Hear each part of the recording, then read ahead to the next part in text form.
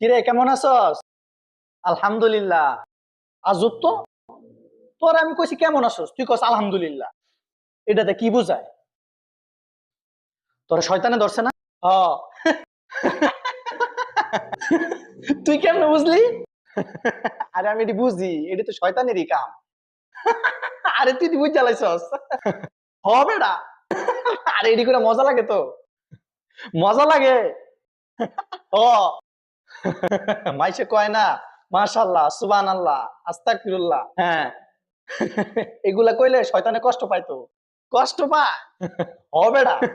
এরপরে কি করস তুই?